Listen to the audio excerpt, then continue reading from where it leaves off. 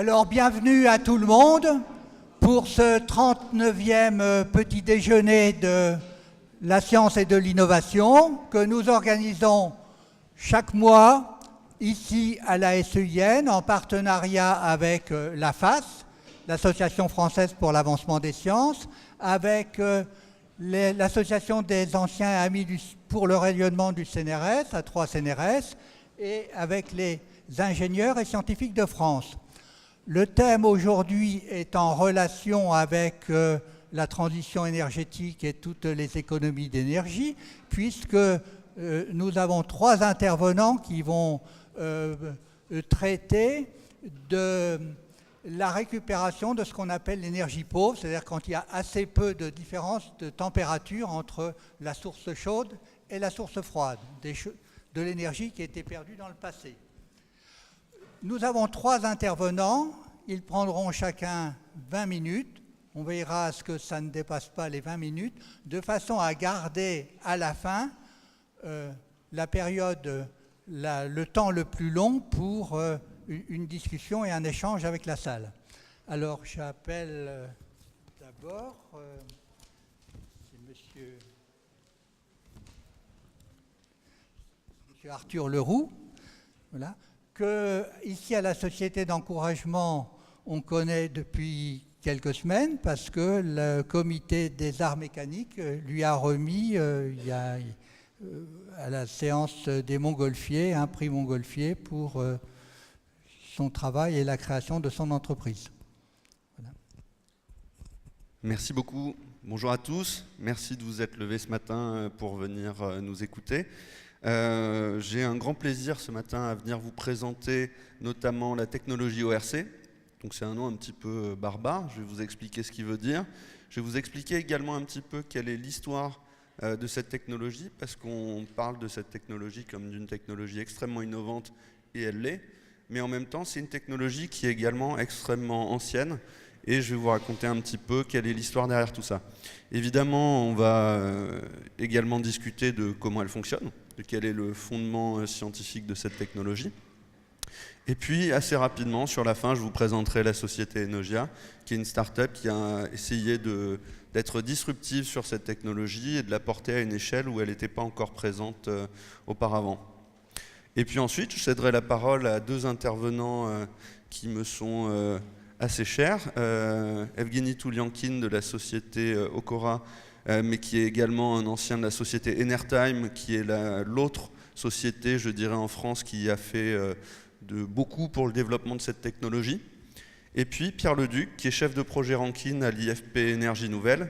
Donc l'IFP Énergie Nouvelle, certains le connaissent peut-être sous son ancien nom, l'Institut français du pétrole, mais qui aujourd'hui est donc un institut de recherche basé à Rueil, en Île-de-France, et qui développe des nouvelles technologies pour la transition énergétique, et parmi celles-ci, qui développe les applications transport de la technologie ORC. Alors tout d'abord, un petit point sur qu'est-ce que c'est l'ORC, à quoi ça sert. L'ORC, c'est tout simplement une transformation du cycle de génération de puissance à vapeur classique qu'on utilise dans toutes les centrales thermiques, dans les centrales nucléaires. Vous allez faire bouillir de la vapeur d'eau au contact d'une source de chaleur pour transformer cette vapeur d'eau en énergie électrique en utilisant sa détente à travers une turbine. L'ORC, c'est le cycle de Rankine organique. Et le mot organique a là toute son importance parce qu'on va remplacer la vapeur d'eau par une vapeur de fluide organique. Un fluide organique, je ne sais pas si vous savez ce que c'est, ça va être tout fluide qui va avoir des atomes de carbone dans sa composition. Et donc ce sont des fluides qui sont très courants autour de nous. Vous en faites un bon usage lors de chaque fête, parce que évidemment l'alcool est un fluide organique. Vous les utilisez pour propulser vos véhicules. L'essence est un fluide organique. Pour vous chauffer, le gaz de ville est un fluide organique. Et donc il existe toute une variété, des milliers, voire même peut-être des dizaines de milliers de fluides organiques présents sur Terre qui permettent de transformer ce cycle de génération de puissance en un cycle qui va être capable de fonctionner à plus basse température. Les cycles à vapeur d'eau, si on se place dans le cadre d'une centrale thermique, on va être fréquemment à 500-600 degrés en entrée de la turbine, ce qui suppose d'avoir une source de chaleur supérieure à 500-600 degrés. Dans une centrale nucléaire, qui vont être des cycles à vapeur d'eau à relativement basse température, on est en entrée de turbine fréquemment à 350 degrés. Et bien, il y a plein d'applications dans le monde où on va chercher à récupérer de la chaleur, à la transformer en électricité, mais on est très loin d'avoir 350 degrés. On va avoir 100 degrés, 150 degrés, 80 degrés de chaleur disponible. Et bien, quand on a ces températures-là, c'est là que le cycle organique de Rankine devient intéressant. On va remplacer la vapeur d'eau par ce fluide organique et ainsi permettre de générer de la puissance. Alors, comment ça fonctionne? Donc, vous avez le même schéma de base, je dirais, que sur n'importe quelle centrale thermique. Vous allez avoir un évaporateur qui va permettre de récupérer la chaleur issue d'une source chaude. Cette source chaude va être dans une centrale thermique la combustion du charbon, la combustion du bois. Dans une centrale nucléaire va être la chaleur dégagée par les assemblages de combustible. Et ben dans un cycle ORC, on va essayer de récupérer souvent de la chaleur fatale ou d'utiliser d'autres sources de chaleur qui seront présentées par les intervenants qui vont me succéder. Après cet évaporateur, dans lequel on va faire bouillir le fluide organique, c'est la boucle verte sur le schéma, on va envoyer cette vapeur de fluide qui est chaude dans la turbine où elle va se détendre. Et c'est là qu'on va générer la puissance électrique, qui est ce qu'on cherche à faire avec ce cycle. C'est un cycle de génération de puissance. Et puis, car il faut remettre ce fluide sous pression et lui permettre d'être repompé dans la boucle, il va falloir d'abord le condenser. Le condensé, c'est également ce qu'on va trouver dans toute centrale à cycle de Rankine classique à vapeur d'eau, et c'est notamment les énormes tours que vous allez avoir sur les centrales nucléaires ou les centrales thermiques. C'est vraiment ce qui est assez... c'est l'image qu'on retient de ces centrales, ces énormes tours qui crachent des panaches de fumée qui en fait sont de la vapeur d'eau issue de la condensation. C'est ce qu'on va avoir également dans un cycle organique de Rankine, sauf qu'on peut utiliser plusieurs technologies de condenseurs. Mais l'idée, dans tous les cas, ça va être de faire revenir cette vapeur de fluide organique sous forme liquide pour pouvoir la pomper dans le dernier composant, la feed pump, la pompe, qui va remettre ce fluide sous pression. Donc voilà, en 4 étapes, les 4 étapes du cycle de Rankine organique, où on va avoir également 2 états du fluide. Il va être sous forme de vapeur au-dessus de l'évaporateur et du condenseur, et sous forme de liquide en dessous. C'est pour ça aussi que dans certains pays anglo-saxons, on appelle ça un binary cycle, c'est-à-dire un cycle binaire où il va y avoir 2 états du fluide à l'intérieur du cycle. Alors, un petit peu d'histoire. Tout d'abord, le principe du cycle de Rankine organique est extrêmement vieux. Il a été formulé par un savant qui s'appelle Humphrey Davy. Et puis après, il a été théorisé, je dirais, les équations ont été affinées par monsieur John Rankine, qui était un physicien écossais au XIXe siècle et qui a travaillé sur la technique et la compréhension physique des cycles binaires. Alors là, jusqu'à là, on reste dans l'énoncé, dans la théorie, mais il y a également des réalisations concrètes de ces cycles, notamment la première est en France, où Verda du Tremblay a réalisé un bateau, qu'on peut voir sur la gravure en bas à droite, qui était sur le Rhône, au niveau de Lyon, et qui était animé par un cycle à vapeur d'éther, et qui était la première application concrète d'un cycle de Rankine organique. Alors c'était avec, bien sûr, à l'époque, il n'y avait pas une turbine, c'était un moteur, un expandeur à piston, mais c'est tout à fait la même chose, on détendait cette vapeur d'éther dans un expandeur à piston. Et puis, un petit peu après, Frankefeld a été le premier à lui faire un cycle de Rankine organique, mais non plus avec de l'éther, mais avec du naphtha, qui est un des produits de la chimie des hydrocarbures. Donc ça, c'est le 19e siècle, donc vous voyez que cette technologie, finalement, elle est très ancienne. On la connaît depuis plus de 150 ans. Et donc, vous allez me dire, mais qu'est-ce qui s'est passé entre-temps? Pourquoi aujourd'hui, elle n'est pas complètement répandue dans nos vies? C'est pas si simple que ça. Alors il y a eu des travaux, notamment au milieu du XXe siècle. Un des vrais pionniers du cycle de Rankine organique moderne, c'est Lucien Bronicki, un savant israélien qui est venu faire ses études en France, aux Arts et Métiers de Lille, et qui a, une fois rentré en Israël, développé les cycles de Rankine organique, notamment pour développer des applications solaires. Alors, ils avaient plusieurs concepts très innovants à l'époque, dans les années 50 en Israël, notamment celui de Solar Pond, qui consiste à faire une énorme bassine d'eau très salée, et où le gradient salin va empêcher l'eau chaude de remonter à la surface, et donc va générer une couche d'isolation avec de l'eau en surface. Et on va avoir au fond de cette piscine de l'eau qui va monter à des températures très importantes sous l'action des rayons du soleil, qui peut monter jusqu'à 80-90 degrés. Donc tout ça c'est très simple, il suffit juste d'une grande étendue, d'un bassin et de l'eau salée, et on sort de l'eau à 90 degrés. Et derrière, ils se sont dit comment transformer cette eau à 90 degrés en électricité. Ils ont commencé à travailler sur les cycles de Rankine. Et le travail de Lucien Bronicky résulte aujourd'hui à une société qui s'appelle Ormat, qui est le leader mondial du secteur, qui pèse à peu près un peu moins d'1 milliard de chiffre d'affaires et qui a installé partout dans le monde, qui opère des centrales, notamment dans le domaine de la géothermie ou de la cimenterie. Et puis en Europe, plus près de chez nous, dans les années 80, vous avez le professeur Angelino et le professeur Mario Gaia, qui à l'Université Politecnico Milano travaillaient également sur les ORC et qui ont développé la société Turboden, qui est aujourd'hui le leader européen, qui est une société basée à Brescia en Italie et qui produit des machines ORC, notamment pour le domaine de la biomasse et de la géothermie.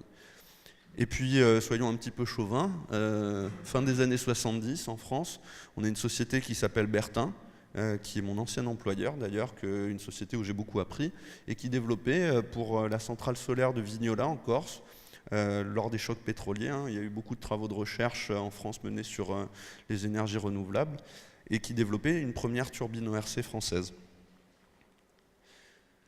Alors aujourd'hui, maintenant, qu'est-ce qui se passe ? On a Ormat qui est leader du marché. On va avoir également d'autres sociétés sur ce marché de l'ORC, des Allemands, des Américains, Calnetics qui est américain, des sociétés allemandes comme GMK, Orcan. Et puis en France, la fin de la crise pétrolière a marqué un gros arrêt aux travaux de recherche dans le domaine de l'ORC, et c'est qu'à partir de 2008, je dirais, qu'ont vraiment repris les travaux en France sur cette technologie, avec notamment la société Enertime, dont nous parlera tout à l'heure Evgeny, et qui a été la première société française à se réintéresser à la technologie ORC. Alors, il faut savoir qu'on est sur une technologie qui est multi-applicative, ça vous sera présenté plus tard, mais pour vous donner une idée, on va avoir une technologie qui peut trouver des applications dans la biomasse, dans la géothermie, dans la valorisation de chaleur fatale. Alors malheureusement, comme je vous l'ai dit, en France, on a eu un gros coup d'arrêt sur les développements liés à cette technologie, et donc on se trouve être un des pays, si on compare notamment aux pays voisins, à l'Allemagne, à l'Autriche, à l'Italie, un pays où il y a très peu de machines ORC en service. Alors ce graphe a déjà quelques années, je vous rassure, on a un petit peu travaillé avec Enertime et Enogia à rattraper ce retard. On va être plus proche de 25 unités. Il faut savoir qu'on garde quand même un petit peu de retard, mais que les sociétés françaises du secteur travaillent à compenser. Et puis, c'est un marché qui est très dynamique. Là, vous avez l'évolution du nombre d'installations faites par an. On voit que clairement, il y a une très grosse accélération à partir du début des années 2000 jusqu'à 2010, qui a été liée à la prise de conscience qu'il fallait faire plus pour la transition énergétique. Donc, c'est un marché qui est dynamique, qui est porteur, qui crée des emplois. Et d'ailleurs, les sociétés françaises sur ce marché se développent. Enertime et Enogia sont des sociétés qui ont beaucoup cru en termes de taille, de chiffre d'affaires, de nombre d'employés ces dernières années. Alors les fluides, quels fluides on peut mettre là-dedans? Donc on a parlé d'ORC, on a parlé de fluides organiques, je vous ai parlé un petit peu d'alcool parce que c'est un de ceux qui nous côtoie le plus près. Mais il y a plein de fluides qu'on peut utiliser dans un ORC, ça peut être très très varié. On peut utiliser des hydrocarbures simples, donc des produits qui vont être issus de la chimie du pétrole. Il y a beaucoup d'ORC qui fonctionnent notamment au butane ou au propane. Quand on va être sur une très grande centrale, on peut se permettre d'utiliser des fluides inflammables comme du butane ou du propane et qui vont notamment permettre d'être assez peu chers comparé aux autres fluides qu'on peut utiliser. Parmi les autres fluides, on peut également utiliser des fluides réfrigérants. Les fluides réfrigérants, ça va être des hydrocarbures qui vont être modifiés chimiquement pour devenir non inflammables. Et ça va être les fluides que vous allez trouver dans les climatiseurs de vos voitures, dans les pompes à chaleur que vous allez avoir notamment dans les grands centres commerciaux, mais également dans vos frigos. Donc on peut utiliser toute une variété de fluides très divers. Alors, il y a plusieurs manières de choisir ces fluides. On peut les choisir bien sûr en fonction de la performance qu'ils offrent. pour une température donnée, certains fluides vont permettre de générer plus d'électricité que d'autres fluides. Ça va être bien entendu un des premiers critères qui va être regardé lors des travaux par les entreprises, mais également par les universitaires. Mais ce n'est pas tout. Il y a également des critères technico-économiques, parce que si un fluide vous fait gagner de la performance, mais qu'il a un impact coût très important sur la machine, c'est-à-dire soit que ce fluide est très cher en lui-même, soit que les contraintes de sécurité qu'il apporte font que la machine devient très chère, ben, ce n'est pas toujours intéressant. Et notamment, chez Enogia, on utilise en particulier des fluides qui sont assez onéreux, mais parce qu'ils nous permettent d'opérer dans des conditions de sécurité tout à fait intéressantes et de nous passer, par exemple, de détecteurs de fluides de fuite qui vont être très onéreux et qu'on va utiliser lorsqu'on a un fluide inflammable. Et puis vous allez avoir des critères de limite de fonctionnement. Bien sûr, certains fluides ne peuvent pas monter au-delà d'une certaine température, à partir de laquelle ils vont commencer à se dégrader, à perdre leur capacité. Et puis surtout, à mon avis, un des critères les plus importants, les critères d'environnement.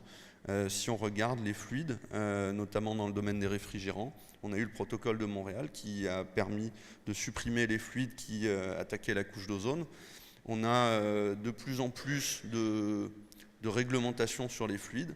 À partir de 2020, on va avoir certains types de fluides que les fabricants ne pourront plus utiliser parce qu'ils ont un impact trop élevé sur le réchauffement climatique. Et puis donc on a des nouvelles générations de fluides sur lesquelles travaillent tous les fabricants de fluides qui vont être des sociétés typiquement comme Honeywell, Dupont de Nemours, et qui vont permettre de réaliser les fonctions qu'on attend de ces fluides réfrigérants, à la fois dans les pompes à chaleur, à la fois dans les climatiseurs, tout en ayant un impact environnemental beaucoup plus faible si jamais ça devenait qu'il y ait une fuite de ce fluide. Aujourd'hui, on a des fluides qui n'ont que très peu, presque pas d'effet sur l'effet de serre. Alors qu'historiquement, certains fluides utilisés dans les climatiseurs avaient plus de 2000 fois la capacité d'effet de serre du gaz carbonique. Alors, bon, je vais passer là-dessus. Si on résume les avantages et les atouts de la technologie ORC, bah déjà c'est une technologie qui est très simple. Vous avez pu le voir, il n'y a que 4 composants, dont 2 échangeurs, donc des composants qui vont être très peu soumis à l'usure, qui n'ont pas de mouvement. Donc vous n'avez que 2 composants mécaniques, une pompe et une turbine, et ça va être 2 composants qui vont être extrêmement fiables. Donc on a un cycle qui est simple et fiable. On va être également sur une technologie qui est très flexible par rapport à une technologie comme le cycle de Rankine à vapeur d'eau, vu qu'on a des milliers de fluides à notre disposition pour faire un choix, et on va pouvoir donc travailler à des régimes de température très différents en fonction des choix de fluides qu'on va opérer. On va avoir une utilisation qui va devenir possible à petite échelle. Je n'ai pas parlé de l'échelle, mais la vapeur d'eau, ça limite, on va dire, à peu près à 4-5 MW, ça devient très difficile de faire des cycles à vapeur d'eau rentables en dessous de 4-5 MW. Avec l'ORC, on va pouvoir faire des machines beaucoup plus petites. Et puis enfin, c'est une technologie qui est fiable parce qu'elle est simple, et donc vous avez une turbine, une pompe, ce qui vont être des composants relativement fiables, et donc on va avoir une technologie qui a un taux de disponibilité assez élevé chez la plupart des fabricants. Il faut savoir que par exemple, c'est une technologie qui a été sélectionnée par Ormat pour équiper les relais de télécommunication. Les relais de télécommunication le long de la cordillère des Andes, par exemple, ça va être dans des endroits où vous n'avez pas les moyens d'aller pour faire de la maintenance, donc il faut une machine absolument fiable. Et Ormat a produit des petits modules ORC pour alimenter électriquement ces relais de télécommunication, et certains ont emmagasiné plus de 100 000 heures de fonctionnement en continu sans jamais avoir une panne. Alors très rapidement, je vais vous parler d'Enogia. Enogia, donc, c'est une société que j'ai fondée avec 2 cofondateurs en 2009, dont le but, dès le départ, c'était de développer des ORC miniatures. Parce que jusqu'en 2009, on allait avoir des ORC de plusieurs centaines de kilowatts, de quelques mégawatts, mais il y avait finalement très peu de petites machines sur le marché de l'ordre de la dizaine de kilowatts. Donc ça a été tout de suite ce sur quoi on s'est focalisé. Aujourd'hui, on emploie 35 personnes à notre siège et notre usine dans les quartiers nord de Marseille. Et on est en développement constant. On a notre chiffre d'affaires qui connaît une très forte progression. D'ailleurs, on a gagné un prix pour ça, qui est le Deloitte Fast 50, qui récompense la société dont le chiffre d'affaires connaît la plus forte croissance en 2017. Et puis on a 2 partenaires stratégiques, donc l'IFP Énergie Nouvelle, qui nous aide notamment sur toutes nos actions de recherche et développement, et le groupe Forestia qui est rentré à notre capital en fin d'année 2017. Alors, je passe rapidement. Qu'est-ce qu'on cherche à faire chez Enogia? Notre philosophie, c'est d'essayer d'apporter des solutions d'énergie propres disponible et partout. Alors propre, évidemment, parce qu'on va travailler sur des énergies renouvelables et sur la chaleur fatale. Disponible parce qu'elles vont être des solutions très fiables comparées notamment aux énergies renouvelables intermittentes.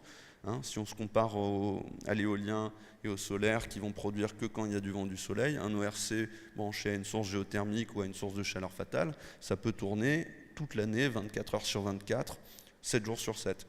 Donc ça va être une énergie réellement disponible quand on en a besoin. Et puis pourquoi partout ? Parce qu'il y a de nombreux endroits aujourd'hui encore sur la planète qui dépendent d'un groupe électrogène pour faire de l'énergie. Donc un groupe électrogène, c'est extrêmement onéreux, ça brûle du fioul, c'est extrêmement cher également à l'entretien. Et donc on pense que grâce au module ORC, on va être capable de générer de l'énergie localement tout en ayant un impact beaucoup moins nocif sur l'environnement. Et partout, parce que justement, nos machines sont plus petites. Donc on peut aller les fournir à ces petites communautés qui n'auront pas forcément les moyens d'acheter une très très grosse machine, ni les moyens d'ailleurs, ni les besoins. Hop, celui-ci vous l'avez déjà vu. Qu'est-ce qui différencie Enogia technologiquement des autres fabricants? C'est qu'on a développé une technologie de micro-turbine hermétique qui a été vraiment le cœur de nos travaux. Pour réduire la taille de l'ORC, il faut être capable de faire tourner la turbine plus vite. Parce que si vous êtes sur une taille de quelques centaines de kilowatts ou d'un mégawatt, vous pouvez faire une turbine qui tourne à la vitesse du réseau et qui est connectée à son alternateur à la vitesse du réseau. Si vous voulez faire 10 kilowatts, ça ne marche plus. C'est juste plus économiquement faisable, ni techniquement faisable. Il faut faire une turbine beaucoup plus petite. Et qui dit beaucoup plus petit, dit une vitesse de rotation beaucoup plus élevée. Chez Enogia, on s'est concentré sur développer des technologies qui permettent de fonctionner avec une vitesse de rotation extrêmement élevée, et notamment des alternateurs, des roues, qui vont fonctionner à plusieurs dizaines, voire même des fois 50 000 tours minute. Et en mettant sur le même arbre l'alternateur et la roue, on est capable de faire une turbomachine extrêmement compacte, qu'on va mettre à l'intérieur d'une cloche hermétique, ce qui nous permet de ne pas avoir de fuite de fluide de travail vers l'extérieur, et ainsi réduire l'entretien, améliorer la compacité, ça veut dire également réduire le coût, et également améliorer la fiabilité. Et donc ces petites turbines, elles sont fabriquées dans nos locaux à Marseille, avec des pièces qui sont sourcées dans toute la France, et des sous-traitants qui sont principalement dans toute la France. Alors avec ces pièces, on fabrique des machines qui vont de 10 à 200 kW, qui constituent notre gamme de produits. Je passe assez rapidement. Ce sont des machines qu'on a installées sur tous les continents, dans beaucoup de pays, en France, en Allemagne, en Italie, en Angleterre, mais également dans d'autres zones géographiques, en Corée, au Japon, au Brésil, au Canada. Alors maintenant, quels sont nos objectifs? Déjà, c'est de continuer à développer la société en étant le leader de l'ORC de petite puissance. Là, vous avez la croissance passée anticipée de notre chiffre d'affaires. On a connu une croissance très forte au cours de ces dernières années. On n'a pas envie de s'arrêter, on a envie de continuer sur cette ligne de croissance. Et puis on ambitionne également de franchir un autre cap. Aujourd'hui, on fournit des machines de 10 à 200 kW, donc ça va être principalement chez de la petite industrie. Maintenant, notre objectif, c'est d'aller chez vous. C'est de réussir à faire des turbines qu'on va intégrer à des camions, à des voitures et peut-être même un jour à des chaudières. Et donc de révolutionner la mobilité propre en fournissant des ORC, notamment au secteur du transport routier et du transport maritime. Et je pense que Pierre Leduc sera à même de vous présenter tous ces enjeux d'une façon très intéressante. Mais avant de passer à Pierre, je vous propose d'écouter Evgeny, donc de la société Okora, qui a auparavant travaillé chez Enertime. Enertime, pour nous, c'est la société qui a relancé l'intérêt sur l'ORC en France. Aujourd'hui, c'est le leader de l'ORC en France, qui fabrique d'excellentes machines et qui est basé à Courbevoie. Je vous propose d'écouter Evgeny.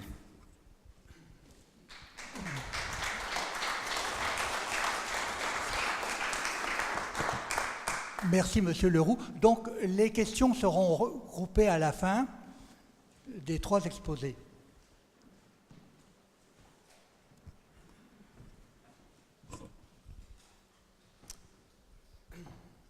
Bonjour.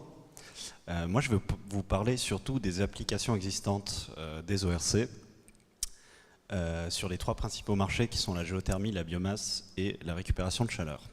Alors, pour commencer, je vais vous montrer 3 cartes. les ORC installés en 1990, en 2005 et en 2019. Alors ces cartes-là représentent uniquement les ORC de plus de 500 kW et on verra dans les trois parties le développement sur chacun des marchés de ces installations. Si on regarde en termes de puissance installée, aujourd'hui on parle de à peu près 3 gigawatts installés, principalement à 75% en géothermie, 12% en biomasse et 12% en récupération de chaleur. Alors, comme expliqué par Arthur, les ERC permettent de produire l'électricité à partir de sources à basse température, là où les centrales vapeur ne pourront pas être installées, ou pour produire de l'électricité à de petites puissances, généralement en dessous de 5 MW. Donc on peut regarder sur ce graphique que ce sont des technologies qui sont surtout pérennes en géothermie, où les sources de chaleur sont à 150, 160, 180 degrés et où, bien évidemment, aucun cycle vapeur ne peut être installé. Alors je vous propose justement de commencer par la géothermie, le premier marché. La géothermie, qu'est-ce que c'est ? La géothermie, c'est de l'eau chaude ou un mélange de vapeur et d'eau présente sous terre, à des profondeurs allant jusqu'à 3 ou 4 km. Cette source d'énergie est surtout présente dans les zones volcaniques, mais aussi dans certaines zones on va dire d'anomalies thermiques, notamment par exemple en Alsace en France. Sur la droite, on peut voir une carte en Europe où la géothermie est très présente, donc en particulier en Islande, en Turquie et en Italie. Si on regarde à l'échelle du monde, donc de nouveau on retrouve toutes ces zones volcaniques, et notamment en Asie, en Indonésie, aux Philippines, aux États-Unis et le long des Andes. Et donc à gauche, c'est une carte de centrales géothermiques vapeur et ORC, et à droite uniquement ORC. Aujourd'hui, sur les 14 gigawatts installés en géothermie, à peu près 3 sont installés en ORC. Et juste petite précision, la géothermie représente une part très importante de production d'électricité de certains pays, notamment l'Islande, le Kenya et les Philippines, donc qui sont en milieu insulaire et où le coût de production d'électricité est très cher. Alors, rapide explication sur la géothermie et les différentes centrales. La plupart des centrales sont des centrales vapeur où un mélange diphasique est pompé des profondeurs, séparé à une pression entre le fluide géothermique qui est réinjecté sous terre et la vapeur qui passe par une turbine à vapeur. Alors ça, c'est très bien au-dessus de 180 ou 200 degrés. En revanche, lorsque la source est uniquement liquide, la seule solution pour produire de l'électricité est un ORC. Une petite particularité de ces machines, je vais vous montrer juste après, voilà, on voit une photo, ce sont des très grandes machines de très grande puissance qui vont jusqu'à 100 MW utilisant la technologie ORC. Ce sont des machines qui sont extrêmement optimisées parce que chaque degré compte sur ce type d'installation. Très cher. La machine elle-même est chère, bien évidemment, et le forage est extrêmement cher, mais vu les faibles coûts d'exploitation, la technologie devient très intéressante à long terme. Alors si on passe rapidement sur la technologie, comme je vous disais, c'est des technologies qui sont très optimisées d'un point de vue thermique, souvent avec plusieurs étages de pression. On pourra revenir peut-être prochainement là-dessus. Je vais plutôt vous montrer des photos de différentes installations, donc notamment aux États-Unis, en Allemagne, en Turquie, et une petite photo du forage d'Ilkirch, où prochainement une machine ORC sera installée dans les années à venir. Le deuxième marché des ORC est la biomasse. Alors, une fois de plus, une carte. La situation en 2000 et la situation aujourd'hui, on voit que la technologie s'est énormément développée, principalement en Allemagne, en Autriche et en Italie. Où, justement, premièrement, il y a beaucoup de ressources en biomasse, et deuxièmement, un tarif de rachat permettait d'installer de nombreuses installations de ce type de faible puissance. On compare souvent les ORC de grande puissance aux centrales à vapeur, et la limite généralement admise est de 4 à 5 MW, c'est-à-dire qu'en dessous de 4 ou 5 MW, la technologie ORC devient plus intéressante, au-dessus ce sont plutôt des centrales vapeur. Et plus particulièrement sur la biomasse, ce sont des petites puissances qui intéressent les clients, pour une raison simple, c'est que l'impact sur la ressource est plus limité et on peut parler de ressources locales. Alors, en biomasse, ce sont des machines à haute température qui utilisent des chaudières à huile thermique inflammables et des fluides organiques, généralement inflammables également. Donc, ce qui nécessite de mettre en place un certain nombre de mesures de sécurité, mais qui permet d'atteindre des rendements très intéressants.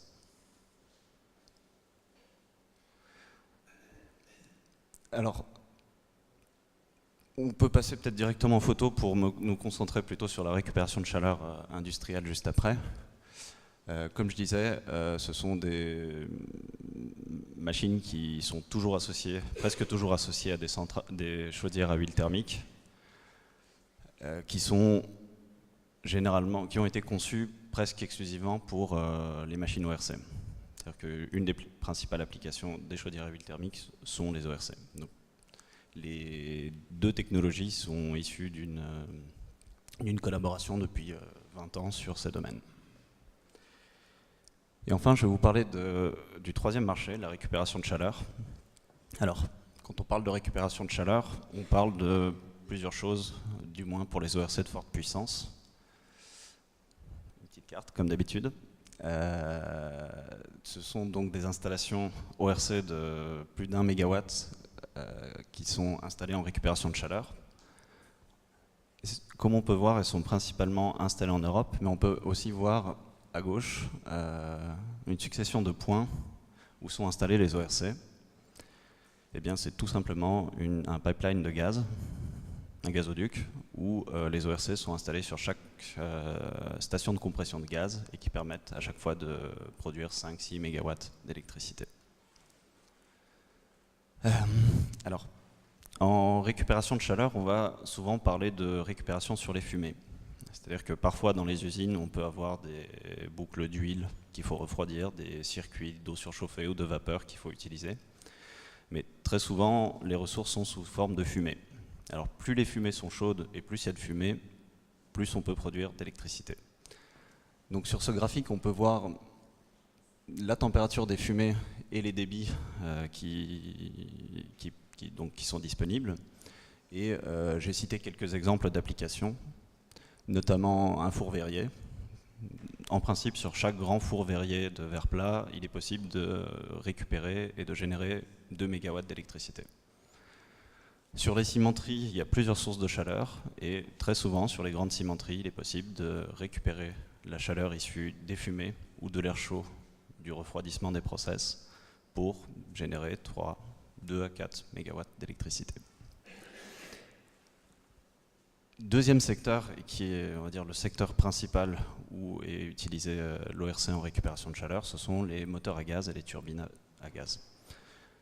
Principalement implantés sur les stations de compression de gaz, où donc les turbines et les moteurs entraînent en direct des compresseurs de gaz.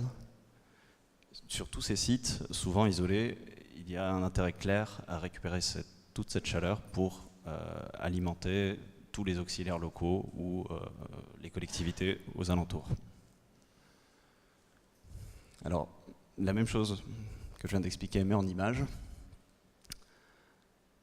Sur les cimenteries, les verreries, qui représentent, il me semble, 10% de la consommation mondiale en énergie, on peut vraiment récupérer de très grosses puissances. Alors la question, pourquoi ce n'est pas tant développé que cela de nos jours? Eh bien, pour l'industrie, tous ces projets sont coûteux. Typiquement, un projet de récupération de chaleur en verrerie pour installer un ERC va coûter entre 4 et 6 millions d'euros. Très souvent, il n'y a pas de tarif de rachat. Il y a rarement des aides associées à la récupération de chaleur. Et donc tous ces projets ont un temps de retour sur investissement un peu trop long pour les industriels, qui généralement se concentrent sur des investissements à 2-3 ans. Sauf qu'ici, en récupération de chaleur, en efficacité énergétique, on parle plutôt de rentabilité de 5 à 10 ans. Il faut savoir que sur ces applications, on récupère des fumées gratuites pour en faire de l'électricité payante, ce qui fait que la rentabilité dépend directement du coût de l'électricité. Et notamment, ces technologies se développent plus donc, dans les pays où l'électricité est chère, notamment en zone insulaire. Dans le secteur de l'énergie, c'est-à-dire plus particulièrement les turbines à gaz et les moteurs à gaz ou biogaz installés principalement, comme je disais, sur les stations de compression de gaz, les ORC permettent d'augmenter la puissance des installations, alimenter les auxiliaires ou, plus simplement, réduire la consommation en gaz des installations existantes. Pour les moteurs, on parle de 5 à 10%, et pour les turbines à gaz, de 20 à 25%, ce qui en fait une sorte de petit cycle combiné. Alors, les machines qui sont utilisées pour la récupération de chaleur, comme expliqué par Arthur, il y a un large éventail de fluides pouvant être utilisés par les machines. Sur l'industrie et à haute puissance, les installations utilisent généralement des circuits à huile thermique et des fluides inflammables qui nécessitent un certain nombre de précautions. Pour les ressources à plus basse température, il est plus intéressant d'utiliser des technologies non inflammables, donc comme de l'eau surchauffée et des réfrigérants. Donc à droite, vous avez un petit schéma sur les différentes technologies et les différentes puissances. Et pour parler un petit peu des machines qui sont implantées sur ces grandes usines, la plupart des machines installées aujourd'hui utilisent des alcanes, donc du pentane, du cyclopentane. Ils utilisent également donc des très grands échangeurs de chaleur qui sont installés sur des fumées chères et dont l'installation est compliquée. Et on voit notamment de plus en plus d'usines, les nouvelles usines qui sont construites, prévoir pour l'avenir des connexions futures pour ce type de machine, pour limiter justement les coûts d'installation lorsque la décision sera prise d'installer ces machines. Et enfin, pour finir, donc une chose que j'ai pu voir au cours des 5 années passées chez Enertime, c'est que ces machines, et de manière générale, les systèmes de récupération de chaleur en industrie sont installés lorsque, d'un point de vue légal, il devient obligatoire de filtrer les fumées. Et une réflexion est posée au moment donc, de l'installation, de l'achat des systèmes de filtration, pour lesquels très souvent il faut refroidir de toute façon les fumées. Et les questions souvent se posent, est-ce que ça vaut la peine de simplement refroidir les fumées ou les refroidir en récupérant la chaleur et en créant de l'électricité pour son usine. Merci.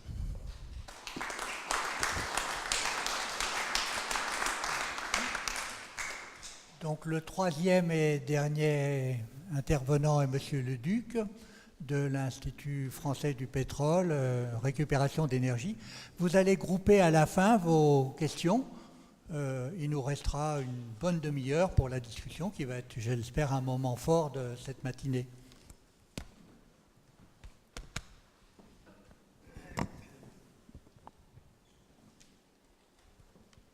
Bonjour mesdames, bonjour messieurs.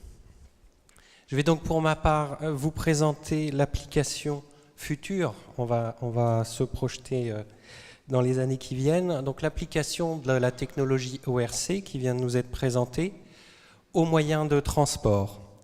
Mon exposé ce matin va beaucoup s'attacher aux voitures et aux camions, mais cette technologie est aussi bien sûr applicable au transport ferroviaire quand on n'est pas sur une voie électrifiée, et c'est quand même encore 50% des voies ferrées en Europe aujourd'hui, sur lesquelles donc les trains utilisent des moteurs qui brûlent du gazole. Et puis pour le transport fluvial ou maritime, sur lesquels bien sûr on utilise aussi des moteurs diesel. Quelques éléments de contexte très rapidement. Le secteur du transport aujourd'hui absorbe plus de la moitié de la production de pétrole et bien entendu il convient d'économiser la ressource d'énergie fossile. L'objectif étant de faciliter la transition énergétique vers un modèle de consommation moins polluant. Le transport à lui seul représente 20% des émissions de gaz à effet de serre en Europe. Et vous le savez, limiter les émissions de CO2 dans l'atmosphère, réduire l'effet de serre, permettra de réduire le réchauffement de la planète. Alors la réduction des émissions de CO2, il faut bien avoir en tête que tout le carbone qu'on retrouve sous forme de CO2, c'est le carbone contenu dans l'hydrocarbure, une fois qu'il a été brûlé dans les chambres de combustion. Donc il y a eu des efforts importants faits par le secteur du transport ces dernières années pour réduire les émissions de CO2 moyennes des véhicules. Vous avez sur la droite de ce transparent la réduction des émissions moyennes des véhicules vendus en Europe sur les dernières années. Un premier objectif avait été fixé pour 2015. Il fallait qu'en moyenne, les véhicules consomment moins, alors c'est un équivalent de 5 litres de carburant au 100 km, ce qui permettait de passer aux alentours de 120 grammes de CO2 émis par kilomètre parcouru. La réglementation continue de se sévériser. Le prochain objectif, qui sera assez difficile à atteindre si on poursuit la courbe amorcée avec les petits points bleus, le prochain objectif, c'est 95 grammes de CO2 par kilomètre en moyenne par véhicule à l'horizon 2020-2021. Et très récemment, l'Europe s'est mise d'accord sur l'objectif suivant, qui sera de réduire de 37,5%, le chiffre est un peu compliqué, mais c'est parce qu'il y a eu de grandes négociations qui ont duré longtemps. Au-delà donc de ces 95 grammes de CO2 par kilomètre, il faudra faire un gain de 37,5% d'ici 2030.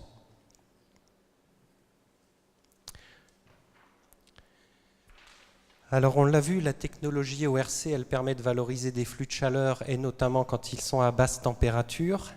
Et de la chaleur, les moteurs à combustion qu'on utilise dans le transport majoritairement aujourd'hui en libèrent beaucoup.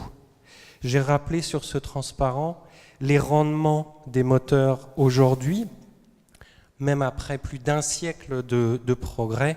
Les rendements, on les calcule sur la base du pouvoir calorifique du carburant.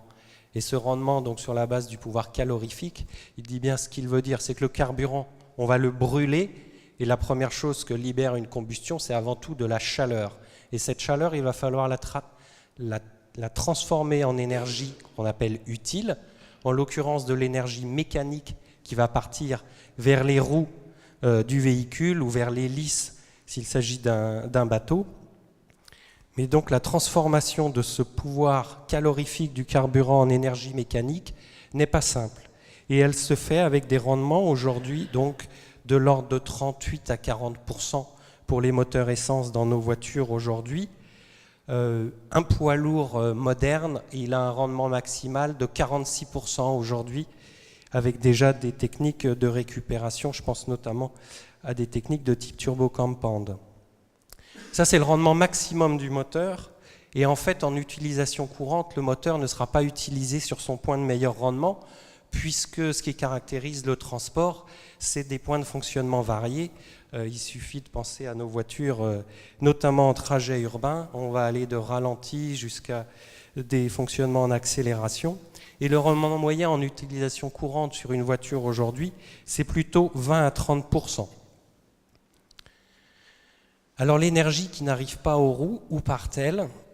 Alors elle sera utilisée par certains auxiliaires indispensables à bord de la voiture, des pompes de refroidissement, une pompe à carburant, une pompe pour lubrifier, un alternateur, parce qu'aujourd'hui un véhicule ça ne marche pas sans électricité.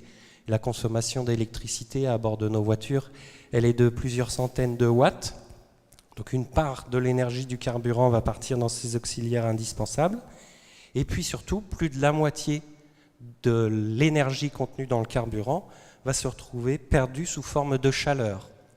Alors la chaleur, elle peut être un peu diffuse, mais il y a deux flux principaux de chaleur à bord des véhicules.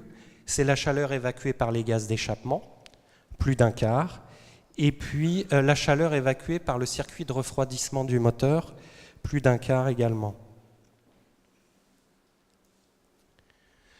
L'objectif donc de la technologie ORC appliquée au transport, c'est de récupérer cette chaleur perdue pour générer de l'énergie utile, qu'elle soit mécanique, donc directement réinjectée dans la chaîne de traction pour être utilisée au niveau des roues, ou électrique pour soulager l'alternateur du véhicule en créant un petit peu d'électricité que je qualifierais de gratuite, énergétiquement parlant, afin de réduire la consommation d'énergie du véhicule, donc de réduire la consommation de carburant et donc ses émissions de CO2.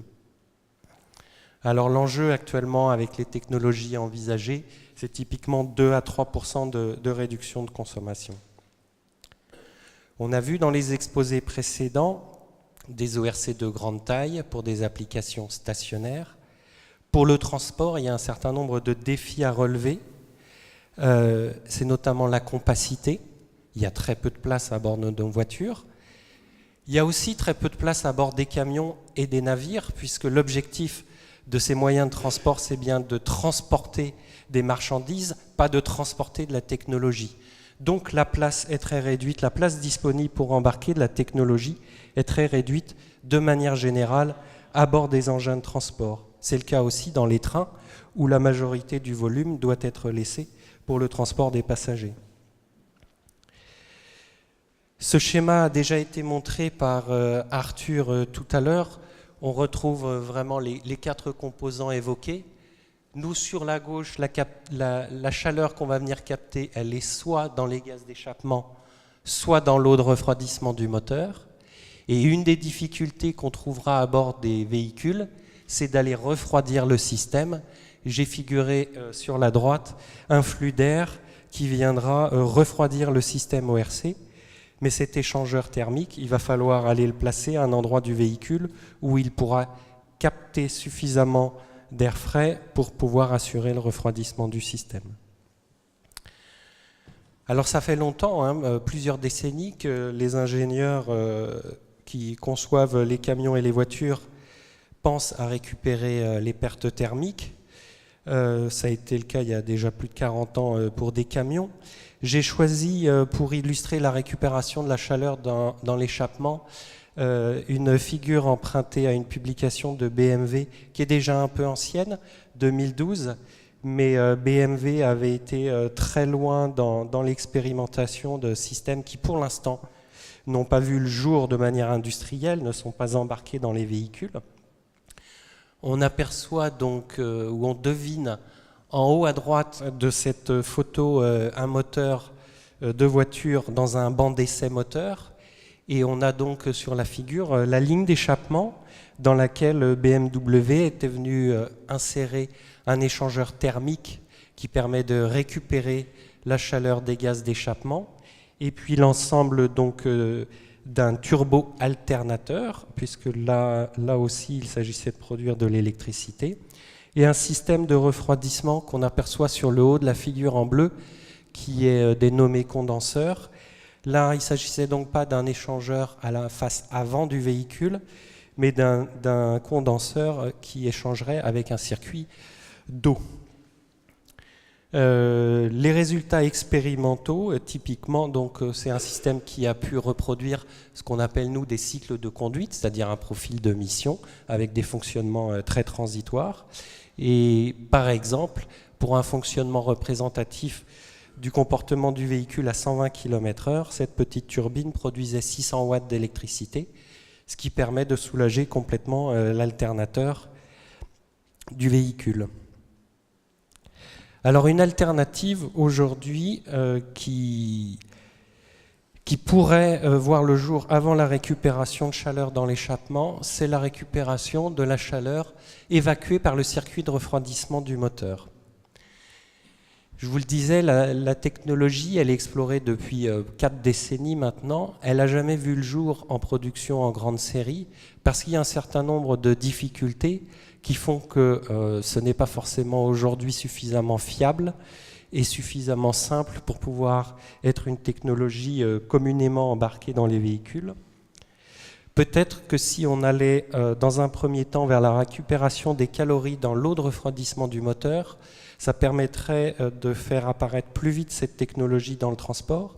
Il y a en effet un certain nombre d'avantages qui font que le système ORC, s'il récupère la chaleur qu'on appelle basse température, il sera plus fiable et plus sûr, plus léger et plus compact, et ça c'est primordial pour les applications transport, et in fine moins cher puisqu'on aura affaire à un système basse température avec des matériaux moins onéreux. Alors de quelles ressources parle-t-on ? Ce transparent illustre la puissance thermique évacuée aujourd'hui par les circuits de refroidissement des moteurs pour des voitures à gauche et pour des camions à droite. Alors je vais commencer par le camion. Aujourd'hui, un poids lourd lancé sur autoroute, 35-40 tonnes, qui circule à peu près à 80 km/h à plat, il va nécessiter à peu près 120 kW de puissance aux roues. Et quand le moteur est sur ce point de fonctionnement à 120 kW, on voit qu'il évacue au minimum, c'est plutôt des chiffres pessimistes, c'est des résultats expérimentaux, mais plutôt pour des camions qui n'ont pas ce qu'on appelle par exemple le refroidissement des gaz EGR ou d'autres refroidissements qui viennent rajouter des calories dans l'eau de refroidissement du moteur, mais au minimum 50, 60, parfois 80 kW d'énergie, chaleur évacuée sur le radiateur en face avant du camion. Et donc l'objectif, c'est de faire travailler ces 60 à 80 kW de chaleur qui seront sinon perdus dans l'atmosphère. Pour les voitures, on est sur des flux de chaleur évacués à l'avant de la voiture au niveau du radiateur de 5 à 10 kW en utilisation courante. Ce sont les chiffres dans les cases jaunes du tableau de gauche. Donc plusieurs kilowatts de chaleur qui sont habituellement évacués dans l'atmosphère qu'on propose de faire travailler pour produire de l'énergie électrique utile. Je vous présente ici des développements qui sont menés actuellement conjointement avec Enogia, et Arthur les a évoqués sur son slide de conclusion tout à l'heure. On met actuellement au point un petit turbogénérateur. Je vous en ai apporté un exemplaire. Donc c'est sa taille réelle. Le composant fait 1,5 kg. Et donc avec ces petites turbines qui génèrent de l'électricité pour le réseau de bord du véhicule, on ambitionne de réduire la consommation de carburant des voitures de quelques pourcents. J'ai mis ici donc un graphique obtenu au banc d'essai. Alors c'est ce qu'on appelle des bancs d'essai d'organes, c'est-à-dire que ce composant physique est alimenté par une source d'eau chaude qui représente le fonctionnement du moteur. Vous avez ici pour différents niveaux de puissance thermique la puissance électrique générée par le petit générateur de cette turbine. Et j'ai pris l'exemple d'un fonctionnement qui représente un véhicule à 90 km/h en stabilisé. Et on obtient une production électrique actuellement de 230 watts. Et si on y soustrait la consommation de la pompe, puisque dans le système ORC, il y a un consommateur, c'est la pompe, une vingtaine de watts en l'occurrence, on voit qu'on produit un peu plus de 200 watts d'électricité nette pour le réseau de bord. Pour donner un ordre de grandeur, ça représente entre 2 et 3% de la puissance sur l'arbre moteur, et donc potentiellement un gain de consommation du même ordre. Pour conclure, nous avons donc vu que plus de la moitié du contenu énergétique du carburant qui passe dans les chambres de combustion d'un moteur est perdue sous forme de chaleur et que cette chaleur va se retrouver principalement dans les gaz d'échappement et dans l'eau de refroidissement du moteur. On a affaire à des chaleurs plutôt basse température, surtout s'il s'agit de l'eau de refroidissement du moteur, qui est de l'ordre de 90 degrés. Et donc les systèmes ORC, on l'a vu dans les exposés précédents, est bien adapté pour permettre d'exploiter cette chaleur et afin de réduire la consommation de carburant des engins de transport, voitures, camions, locomotives quand elles brûlent du gazole et bateaux. La récupération dans les gaz d'échappement a été beaucoup étudiée ces dernières décennies et en particulier ces dernières années. C'est une technologie difficile à mettre en œuvre et on pense que s'attaquer dans un premier temps aux pertes thermiques du circuit de refroidissement permettrait d'obtenir des systèmes plus fiables, plus compacts et moins chers qui permettraient sans doute d'arriver plus rapidement avec ce type de technologie dans le secteur du transport. Mais à terme, la récupération combinée des pertes du circuit de refroidissement et dans les gaz d'échappement est également envisagée. Il y a un gros programme de recherche aux États-Unis qui vient de démarrer, qui vise à récupérer l'ensemble de ces pertes et à améliorer le rendement des moteurs de camions de 4 points au travers de ces pertes. C'est un programme qui vise 55% de rendement maximum pour les camions du futur. Je vous remercie pour votre attention.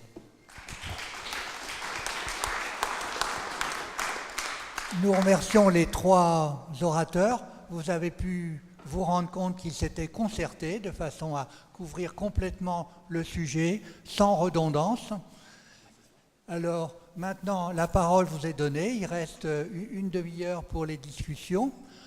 On peut vous demander de faire la même chose, d'être très précis, synthétique dans vos questions et d'éviter peut-être de trop grands commentaires.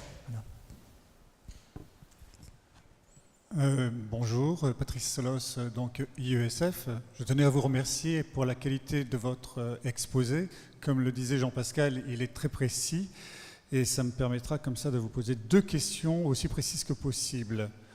Face aux problèmes que rencontrent les nations pour limiter leur consommation d'énergie et son impact sur l'atmosphère, pourquoi les solutions que vous préconisez ne rencontrent-elles pas plus d'écho auprès des acteurs de l'économie ?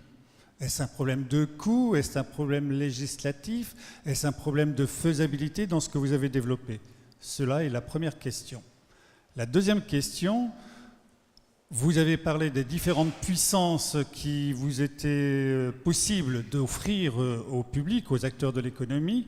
Qu'en est-il des petites puissances de quelques dizaines de kilowatts que représentent donc les PME, les petites entreprises, ainsi que les grands ensembles résidentiels, les HLM, les bureaux, donc les grands bureaux, j'entends. Hein, voilà. Est-ce que vous avez des solutions à leur proposer?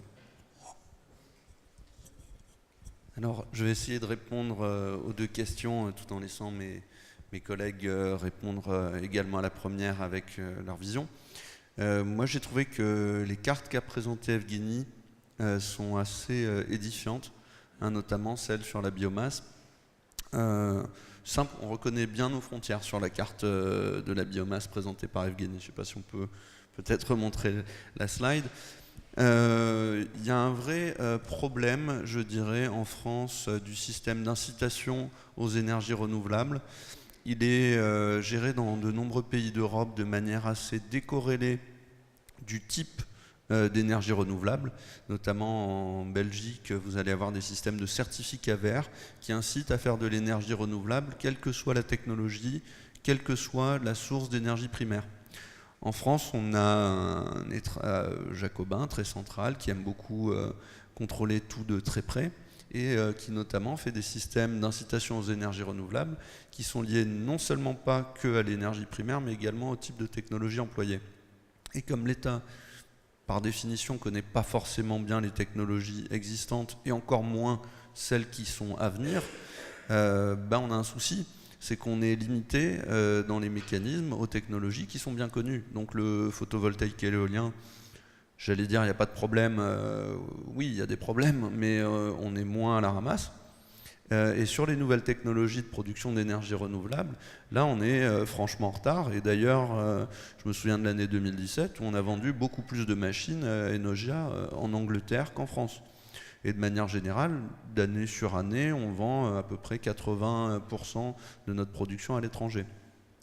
Donc il faudrait en effet un système plus simple d'incitation aux énergies renouvelables. Et après avoir pris connaissance des projets de texte de la programmation pluriannuelle de l'énergie, je suis malheureusement un petit peu pessimiste sur ce sujet. Pour répondre à la deuxième question sur la puissance des machines, nous on travaille en effet à réduire la puissance des machines ORC, essayer de la porter au niveau de quelques dizaines de kilowatts. Aujourd'hui notre gamme va de 10 à 200 kilowatts.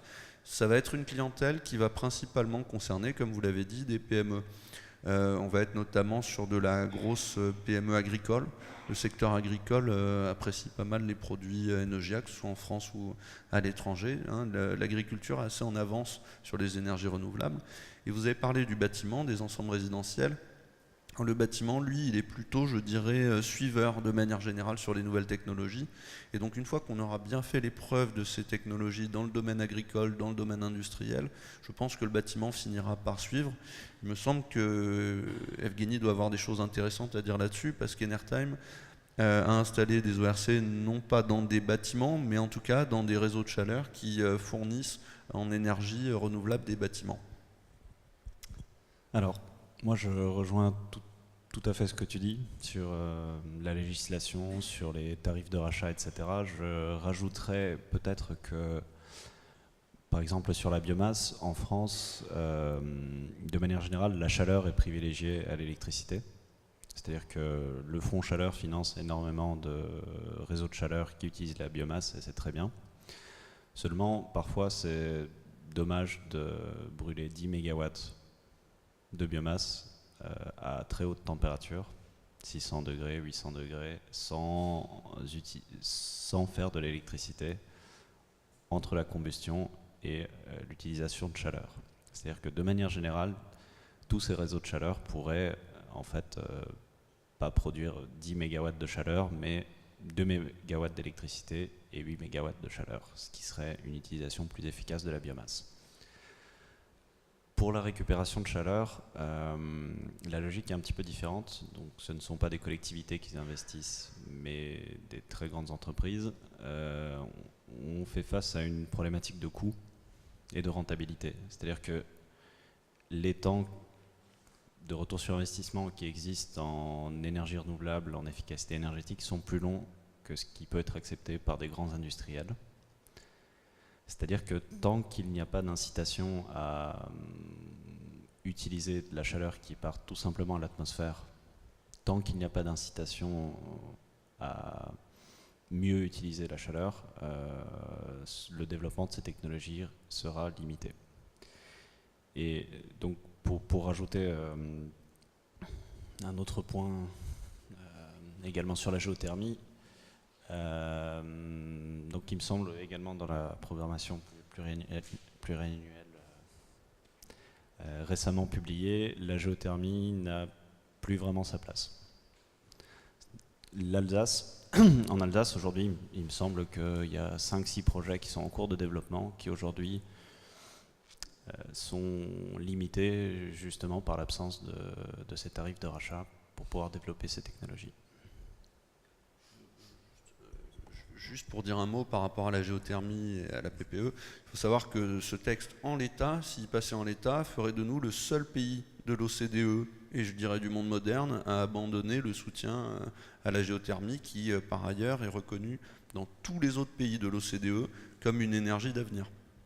Donc compte sur vous, parlez à nos représentants, à nos élus et essayez de légèrement infléchir ce texte qui à mon avis ne va pas dans le sens de l'histoire. Sur ce point en particulier. Peut-être un point concernant l'application de la technologie dans le transport. Effectivement, jusqu'à présent, cette technologie n'a pas été embarquée parce qu'elle n'était pas suffisamment rentable. On a vu les enjeux, c'est quelques pourcents de gains en consommation de carburant. Et donc l'économie n'était pas suffisante pour pouvoir justifier d'embarquer ce type de technologie. Je pense vraiment que dans les années qui viennent, le paysage va complètement changer. J'ai parlé de la limitation réglementaire des émissions de CO2 du secteur de transport qui se sévérise au fur et à mesure des années. Dès cette année, la pénalité pour les fabricants de véhicules lors des ventes, ça sera 95 € par gramme de CO2 excédentaire par véhicule vendu. À l'échelle de l'Europe, on parle de pénalités qui se comptent en centaines de millions d'euros pour le véhicule léger, pour les voitures. Il y a eu tout récemment aussi au niveau européen le niveau de pénalité qui a été défini pour les camions, puisqu'il y a le même mouvement dans le monde du poids lourd. Là, on parle de plus de 6 000 €. Alors c'est un petit peu différent parce que c'est à la tonne transportée, mais pareil, les pénalités dans le monde du poids lourd pour les constructeurs, c'est-à-dire lors des ventes de véhicules, vont s'envoler. Et une fois qu'on va combiner à la fois l'intérêt en termes d'économie de carburant pour le client final et la réduction de la pénalité pour le constructeur s'il limite ses émissions de CO2, là je pense que la donne va un peu changer et que cette technologie va pouvoir être industrialisée à grande échelle. Merci. Oui, bonjour et merci pour cet exposé. Alors moi je suis complètement profane dans le domaine et je trouve ça très intéressant, notamment sur la notion de mécanisme de symbiose industrielle. Et ma question était la suivante. Est-ce que vous pouvez toucher aussi le secteur de l'aéronautique, par exemple, parce que c'est envisageable. Et puis une deuxième question, c'est on parle là sur l'usage, par exemple l'usage de la voiture et comment récupérer la chaleur fatale en énergie utile au moment de l'usage. Est-ce qu'on peut aussi penser à terme équiper tous les secteurs de la fabrication, du manufacturing, des industriels, de la sidérurgie, etc., de tout un tas de petites microturbines comme ça pour récupérer la chaleur de la fabrication elle-même des pièces, en fait. Je pense par exemple au secteur défense militaire terrestre où il y a aussi des enjeux d'autonomie d'énergie ou des choses comme ça. Est-ce que c'est envisageable ? Je vais répondre à la première partie de votre question et je laisserai Arthur répondre à la deuxième partie. Pour ce qui est d'embarquer ces technologies dans les engins aériens, aujourd'hui, on se heurte à un problème de ratio puissance-masse. Déjà dans le transport routier, embarquer des kilos supplémentaires, typiquement sur une voiture, ça serait 15 à 20 kilos de plus, sur un camion davantage. Ça donne une pénalité en termes de consommation de carburant puisqu'on transporte une masse sur la route. Dans le transport aérien, l'impact de la masse est encore plus fort sur la consommation d'énergie. Et aujourd'hui, avec les technologies dont on dispose, ça n'est énergétiquement pas rentable.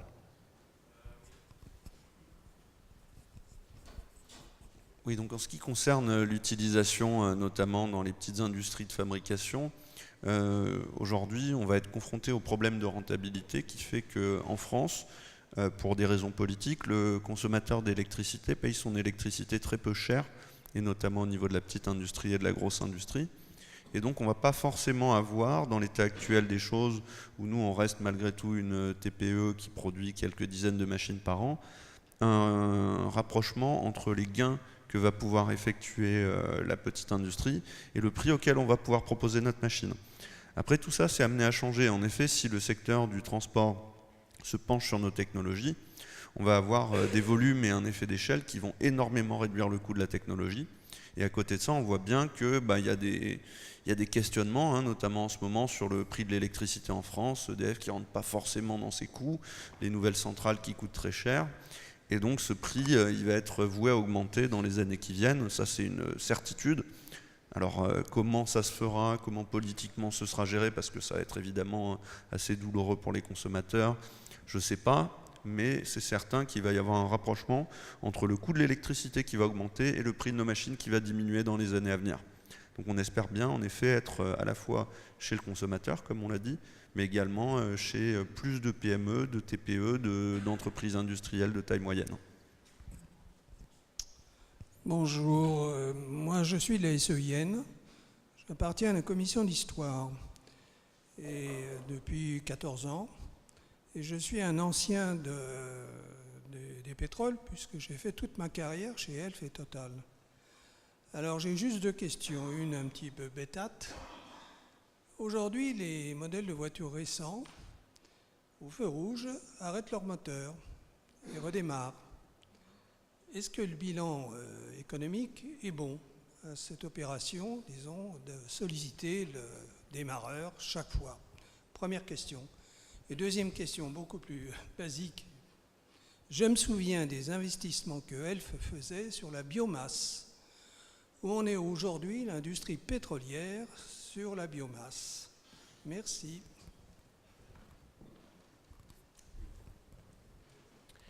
Alors, vous me demandiez si c'est rentable d'arrêter un moteur au feu rouge. Moi, je vais vous faire une réponse énergétique. Je ne vais pas parler de rentabilité économique. Sur un plan énergétique, alors les chiffres que j'ai en tête datent d'il y a quelques années. Il faudrait peut-être les mettre à jour, mais les ordres de grandeur seront encore là.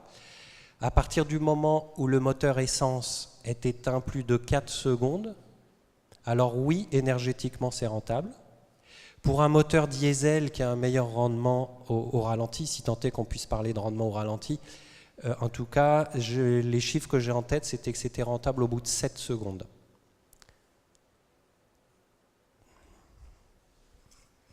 Oui, bonjour, je suis Thierry Laboureau, je suis membre du comité des arts physiques de la SEIN.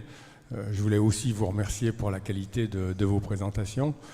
J'étais en particulier extrêmement surpris de voir la dernière réalisation présentée par Monsieur le Duc d'Enogia concernant la petite turbine génératrice d'électricité.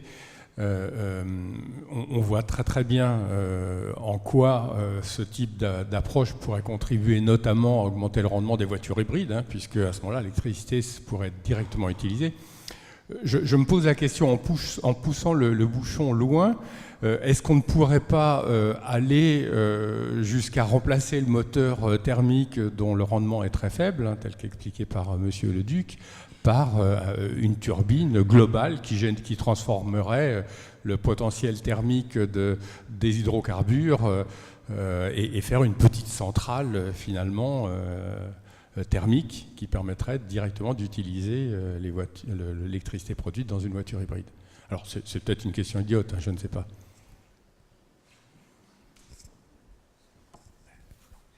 Si j'ai bien compris la question, ça reviendrait à embarquer une petite turbine à gaz en remplacement du moteur à piston.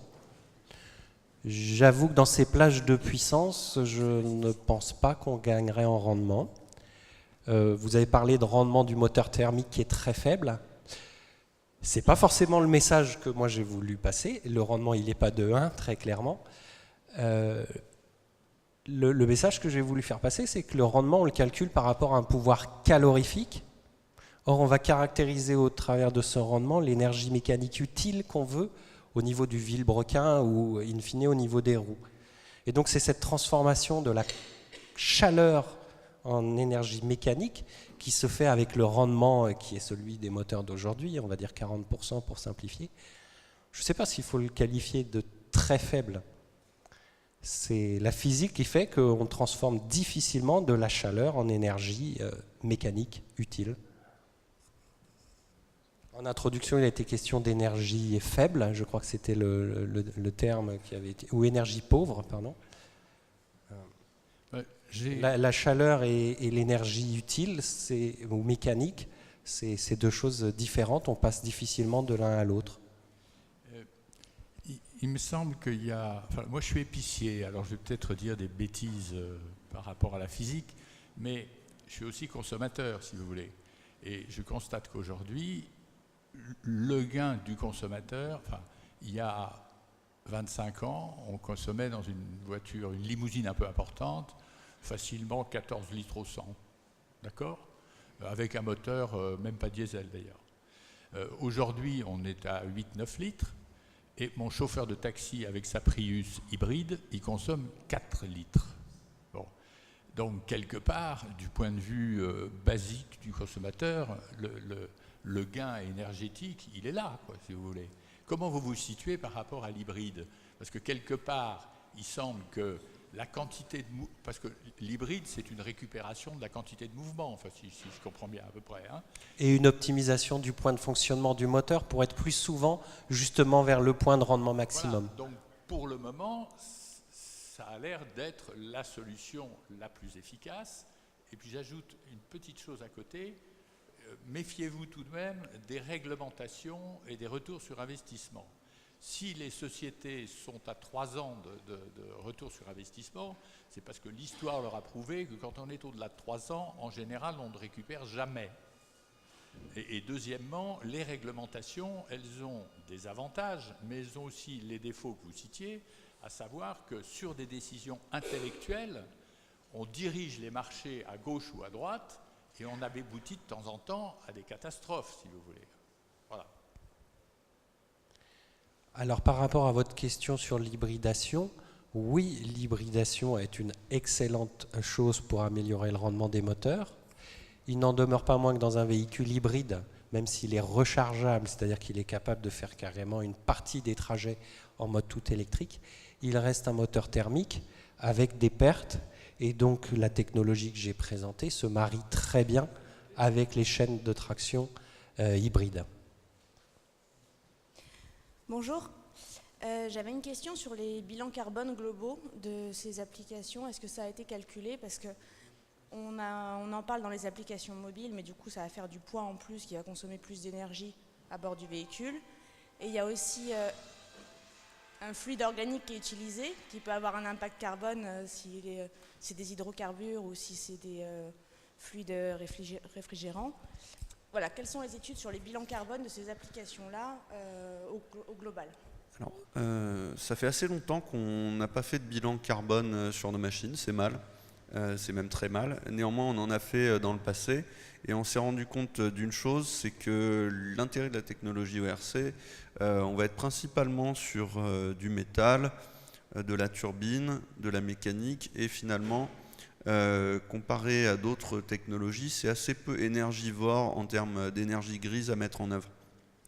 Et donc du coup, le principal impact en termes de bilan carbone de la technologie ORC, il va se trouver souvent dans le fluide, notamment lorsqu'on va être sur un fluide à très fort potentiel de réchauffement climatique. Parce qu'en effet, il se peut que sur la vie de la machine, il y ait une légère fuite, qu'il faille en recharger un petit peu, et que ça ait un effet significatif en termes de bilan carbone. Néanmoins, deux choses. Première chose, on est en train de passer sur des fluides de nouvelle génération et Nogia est vachement en pointe là-dessus parce qu'on a passé déjà depuis 1 an et demi la totalité de notre gamme de produits sur un fluide de nouvelle génération qui a un équivalent carbone de 1, c'est-à-dire qu'il est extrêmement peu polluant par rapport à la quantité de fluide qu'il y a dans la machine. Et même si une machine venait à avoir une fuite importante, on aurait un impact quasiment négligeable sur l'environnement. Ça, c'est une première chose. Et quand je dis de 1, il faut se rendre compte que l'ancien fluide, on était plutôt sur du 2500. Donc on a divisé par 2500 l'impact carbone du fluide qui est présent dans nos machines. Une deuxième chose, c'est que tout au long de son utilisation, on a parlé d'une machine qui est fiable, qui tourne 24 heures sur 24, 7 jours sur 7. Elle va générer une énergie propre et donc qui va avoir un effet extrêmement positif sur le bilan carbone. Et si cette machine, vous l'utilisez pendant 20 ans, pendant 30 ans, on va accumuler ces kilos d'économie d'énergie, d'économie de carbone. Et donc le bilan global entre une technologie qui est assez peu consommatrice en énergie grise, qui a un fluide assez propre et qui va générer pendant 30 ans de l'énergie propre est extrêmement favorable. La durée de vie de conception, c'est 20 ans. Parce que la plupart des contrats de rachat d'énergie renouvelable est de 20 ans. Néanmoins, on a des machines avec une maintenance correcte qui pourraient durer bien plus que 20 ans, 30 ou 40 ans, tant qu'on effectue une maintenance prévue par le constructeur dessus.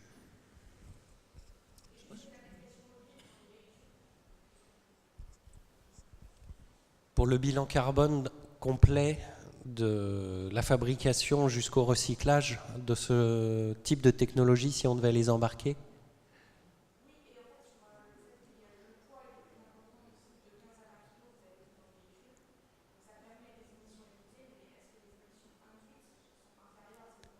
Oui, elles sont inférieures d'un facteur au moins 5.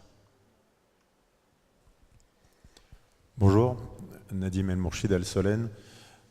J'aurais 2 questions, si ça ne pose pas de problème, je les poserai séparément parce qu'elles sont sur des sujets distincts. La première question, vous avez clairement établi, Monsieur Leroux, la distinction en termes de température qui font le choix entre une turbine organique et une turbine vapeur.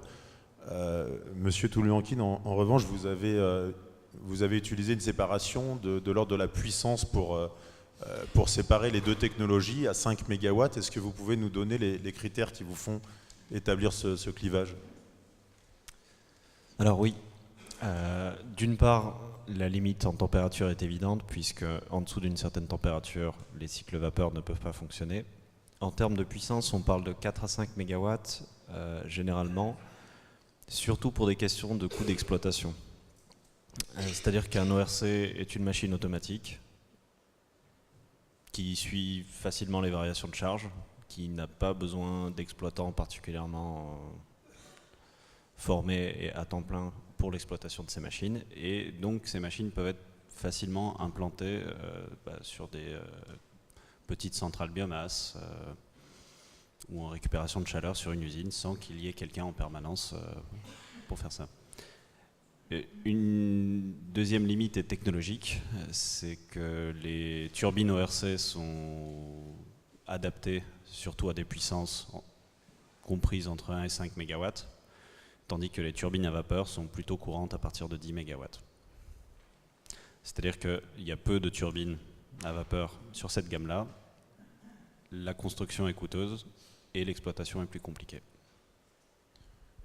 Dit autrement, un flux thermique de 50 MW thermique à 300 degrés, on le laisse tomber ou on met... Non, 50 MW à combien vous avez dit?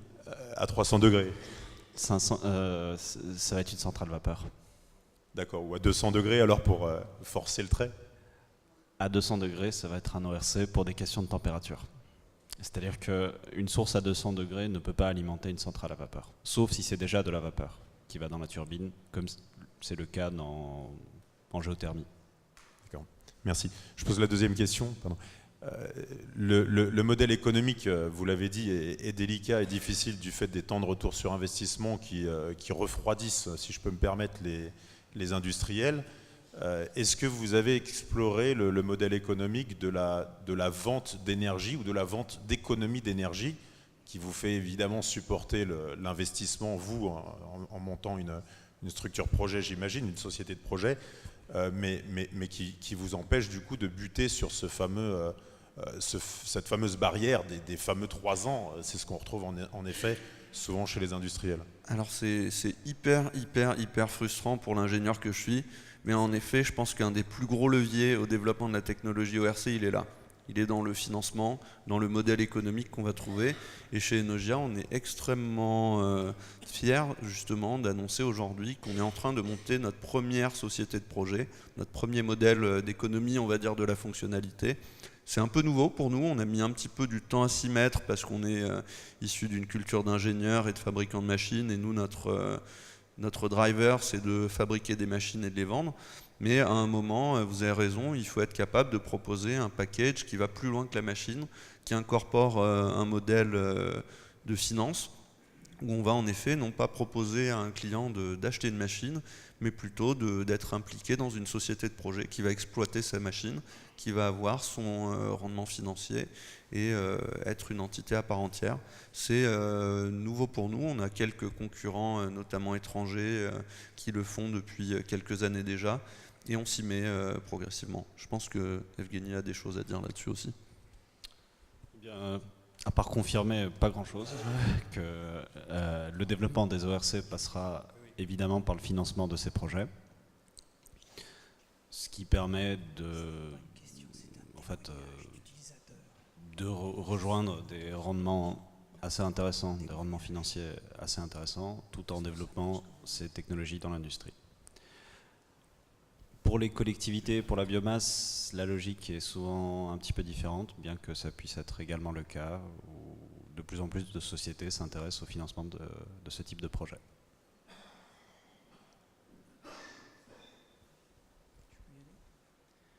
Oui, bonjour. Je n'ai pas de question, mais j'ai un témoignage. En tant que grand utilisateur de machines ORC Ormat depuis l'an 2000. Voilà, pour rien vous cacher, j'ai travaillé chez Total et j'ai été amené à installer des machines de production de 3 kW sur ce qu'on appelle des plateformes tête de puits sur l'île de Bornéo, en remplacement de panneaux solaires. Bon, pourquoi? C'est une autre question. Voilà, donc j'ai fait convoquer les Israéliens à Paris, c'était en l'an 2000, et j'ai essayé un peu de décortiquer leurs machines et surtout d'avoir des références. À l'époque, ils avaient à peu près 1 millier de références dans le monde. Je voulais être absolument sûr que cette machine soit fiable, car ces plateformes sont inhabitées, et s'il y a une panne d'électricité, on arrête le champ de pétrole. Donc j'ai interviewé nos collègues de BP. Ça faisait 15 ans qu'ils avaient des machines en Alaska, ils les avaient oubliées, ils disent ben non, ça fait 15 ans qu'on n'est pas intervenu dessus. Même chose en Russie, en Afrique, etc. J'ai dit, avez-vous une installation en France? Ah oui, il y en a une, je ne sais pas si elle existe toujours, elle est au sommet du Mont Blanc pour alimenter une station météo. J'ai essayé d'en savoir plus sur la machine. Ils m'ont répondu, monsieur, notre machine est couverte par 100 brevets. Pas moyen de connaître la nature du fluide. Ce qui m'a toujours étonné dans cette machine, c'est que c'est une machine tournante, et il y a des machines tournantes qui ont fonctionné 15 ans, voire 20 ans, sans la moindre maintenance sur les paliers, tout ça, les lubrifications, etc. Ça, c'est extraordinaire. Alors, je me suis lancé, on a installé ces machines, et ça marche très bien. Il y en a plusieurs dizaines. Petit bémol, c'est une machine qui coûte 180 000 $ pour 3 kW. Hein? Elle pèse 2 tonnes. Elle fait 4 mètres carrés au sol sur 4 mètres de haut. Voilà, c'est tout. Ça marche très bien, mais il faut payer.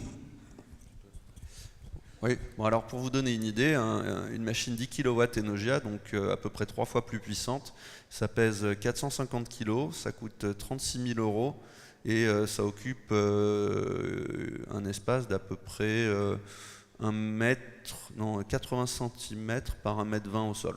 Donc voilà, si vous voulez un jour changer de fournisseur. Non, alors on n'existait pas. Alors pour vous répondre sur le contenu technologique, la machine Ormat, elle est extrêmement intéressante. Pour être complètement honnête, vous ne ferez pas la même chose avec une de nos machines qu'avec une machine d'Ormat. C'est une machine qui a été optimisée, entièrement optimisée pour la fiabilité. C'est-à-dire vraiment au détriment des performances. Le calcul qui a été fait, ça a été de tout mettre sur la fiabilité, d'où son poids, son encombrement, son prix. Mais néanmoins, ce sont des machines qui ont des résultats absolument phénoménaux. Et je crois que la plus vieille a quelque chose comme 45 ou 50 ans d'exploitation en continu. Le fluide qui est dedans, bon, c'est probablement un hydrocarbure assez simple, hein, même s'ils ne veulent pas le dire, il n'y a pas de magie derrière.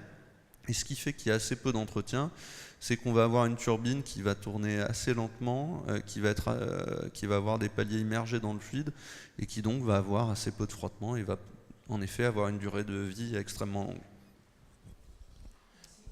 Moi, oui, je voulais juste, excusez-moi, j'apporte un complément. Je vous remercie beaucoup pour ce témoignage qui est vraiment très intéressant. Ça me parle beaucoup parce que 2-3 kW, c'est vraiment l'ordre de grandeur de ce qu'on souhaite embarquer dans les camions. Et c'était pour donner un peu la dimension de l'enjeu pour pouvoir embarquer ce type de technologie dans les poids lourds. La somme que vous avez évoquée est énorme. Pour un poids lourd, si on veut que ça voie le jour, il faut que ce système revienne entre 2 000 et 3 000 € au maximum. Donc un des enjeux aujourd'hui, c'est de diviser le coût par 100, c'est ça 100.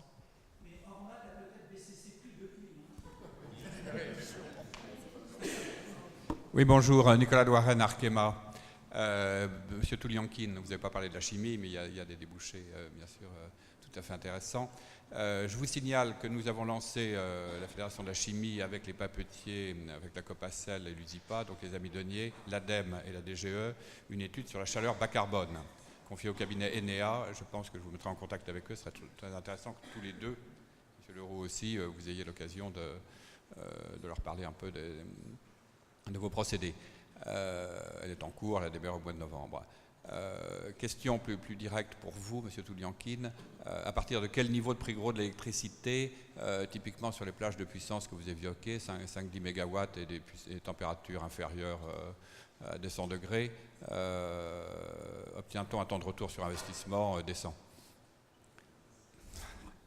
Alors, j'ai mal entendu la question, c'est à partir de quel prix d'électricité oui, c'est à partir de quel prix d'électricité? Le prix de marché de gros d'électricité, est-ce que c'est à 55, à 75, à 110 je dirais euros par mégawattheure? Pour la plupart des applications, à 80. À 80? Oui. D'accord, le break-even est à 80. 80 incluant donc le coût, l'électricité, ainsi que différentes incitations qui pourraient intervenir dans le business plan. D'accord. Si on regarde ça, je rappelle à tous que Hinkley Point, le PR, on nous parle plutôt de 110, donc l'ORC est déjà plus rentable que le nucléaire, ce qui est extrêmement intéressant et qui, à mon avis, devrait être mieux pris en compte dans les systèmes de génération d'énergie et les systèmes d'incitation. Oula!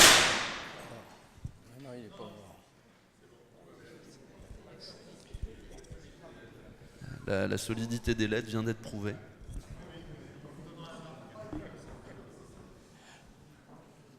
Peut-on imaginer la disparition de l'alternateur sur un véhicule ayant embarqué un ORC? Alors aujourd'hui, je dirais que non, en tout cas pas sur un véhicule à motorisation conventionnelle, parce qu'il faudra bien démarrer le moteur avant qu'il n'ait des pertes thermiques pour pouvoir alimenter l'ORC qui générera l'électricité. On peut à ce moment-là embarquer de l'électricité pour attendre le moment où l'ORC produira suffisamment d'électricité. Néanmoins, je pense que ce n'est pas possible sur un moteur purement conventionnel. Dans un environnement de véhicule hybride qui a déjà une grosse capacité électrique stockée à bord dans ses batteries, c'est sans doute plus facilement envisageable à terme. Deux petites questions. Vous avez beaucoup parlé donc des aspects maintenance, de la rentabilité que cela pouvait représenter. Moi, je me pose la question du bilan économique que représente dans le bilan économique la part de la maintenance en pourcent. Est-ce que ça représente 5%, 10%, 20%? Enfin, voilà, vous me direz. Et ensuite, ça c'est la première chose. Et la deuxième chose, vraiment on est dans le détail là. Quelle part de capital Forestia a-t-elle dans votre entreprise? Alors en ce qui concerne la maintenance, en effet, je pense que vous êtes sur les bons ordres de grandeur. 5%, ça va être un ordre de grandeur qu'on peut fréquemment prendre comme indication du coût de la maintenance. Après, évidemment, ça va dépendre des types de forfaits de maintenance que va vouloir le client et des types de garanties que va demander le client. Vous avez, donc, suivant les atmosphères que vous allez récupérer, ça peut être plus ou moins corrosif et donc nécessiter une révision de la maintenance peut-être beaucoup plus poussée. Oui. Disons, si on veut avoir un ordre de grandeur, je pense que 5 à 10%, c'est un bon ordre de grandeur. Je laisse Evgeny confirmer ou infirmer. Il y a un effet d'échelle qui fait que sur des grandes installations, on parlerait plutôt de 2-3%. Mais voilà, c'est le même ordre de grandeur. En ce qui concerne la part de Forestia au capital d'Enogia, c'est une participation minoritaire de 17%. Nous allons prendre une dernière question, mais je suppose que vous restez encore quelque temps après. Il y a, j'espère, du café et encore des viennoiseries, donc ceux qui voudront prolonger pourront le faire. Bonjour. Dans les systèmes ORC, vous avez un élément qui est très important, c'est l'expandeur, puisqu'il transforme le fluide sous pression et transforme en énergie. Tout à l'heure, on a parlé de systèmes de 2-3 kW. Ces systèmes expandeurs, ceux dont vous avez parlé jusqu'à présent, sont des systèmes à turbine. Et lorsque l'on parle de basse puissance, en dessous de 50 kW, on va dire, l'utilisation de la turbine est un problème. Pourquoi? Puisqu'il y a une question de dimension, de vitesse de pale, et si on n'a pas les bonnes conditions, le rendement s'effondre. Alors ma question, c'est pour les puissances petites et moyennes, avec les systèmes à turbine, ou peut-être préconisez-vous d'autres systèmes que les systèmes à turbine. Pour les systèmes à turbine, en dessous de 50 kW, 10 kW, on a parlé de 3 kW tout à l'heure, ça me semble difficile d'imaginer un système à turbine pour 3 kW. Pour ces systèmes, selon la puissance, quelles sont les vitesses de rotation que vous préconisez, enfin que vous atteignez, et quels sont les rendements que vous atteignez, et est-ce que ceci vous contraint à choisir des fluides particuliers pour améliorer ces rendements, les caractéristiques de la turbine? Alors, la turbine sur les petites puissances, c'est un petit peu nouveau. Et en effet, pendant longtemps, ça a été considéré comme un problème, c'est-à-dire comme une technologie inadaptée à faire des puissances inférieures à quelques centaines de kilowatts. Maintenant, je dirais qu'avec ce qu'on a développé, la turbine, c'est pas un problème, mais c'est une solution. C'est une solution parce qu'en voyant la turbine d'une manière complètement différente, c'est-à-dire en arrêtant de voir la turbine comme une machine séparée de son alternateur qui tourne à basse vitesse, qui tourne à la vitesse du réseau, c'est-à-dire en utilisant finalement les dernières avancées sur les générateurs à haute vitesse, les moteurs à aimant permanent et l'électronique de puissance, on a réussi à complètement changer les choses, à passer de la turbine en effet qui était un problème, on ne savait pas mettre en œuvre de la turbine à quelques kilowatts, à la turbine qui est devenue une solution qui permet de faire un expandeur qui est beaucoup plus compact, beaucoup plus fiable, beaucoup plus durable et beaucoup plus performant. Je peux laisser Pierre en parler un petit peu parce que Pierre, il a donc participé et même piloté les programmes d'essai de nos micro-turbines développées conjointement sur des bancs d'essai moteurs. Et la turbine qu'il présentait tout à l'heure, on a montré que la turbine, ça pouvait être une solution non seulement à 2-3 kW, mais même à 200-300 watts. Effectivement, aujourd'hui, je pense qu'on a les technologies et les connaissances pour faire des petites turbines en dessous du kilowatt avec des rendements. C'est toujours très difficile d'aller déterminer chaque élément de la cascade de rendement. Donc je ne parlerai pas de rendement isentropique, mais le rendement global de la turbogénératrice entre l'énergie qu'elle reçoit et l'énergie électrique qui sort de l'électronique de puissance après la mise en forme de l'énergie électrique, on dépasse aujourd'hui 50% de rendement. Ceci étant, il y a des technologies alternatives, il y a des gens qui font un travail équivalent avec des expandeurs de type spirale par exemple. Aujourd'hui, pour le transport, c'est une technologie alternative, l'expandeur spirale. Mais je ne sais pas vous dire qui gagnera le match. Néanmoins, ce qu'on peut dire, c'est que sur le transport où l'encombrement, le poids sont extrêmement importants, un expandeur de type spirale, ceux qui sont développés actuellement font à peu près 5 fois l'encombrement et 10 fois le poids de nos turbines. Donc on voit que là, on a quand même un atout assez considérable. Et sur les applications stationnaires, là où on installe nos machines ORC sur la dizaine de kilowatts, en effet, tous nos concurrents sont sur de la machine à type spirale. Et un gros défaut qu'ont ces machines, c'est qu'elles sont capables de fonctionner pendant à peu près 2 ans au maximum. Après 2 ans, il faut les changer. Tandis que nos turbines, elles, je l'ai dit, sont faites conçues avec une maintenance correcte pour durer 10 ans, voire 20 ans. Et donc on va avoir un coût global de la maintenance qui va être bien plus faible sur nos machines. Merci à nos conférenciers. Merci à vous tous pour la qualité de vos questions et la passion qu'il y avait dans vos questions. Et on se retrouve le 16 mai pour un autre PDSI, mais sur un sujet complètement différent, les perturbateurs endocriniens. Et notre conférencier sera le professeur Bouchard, endocrinome.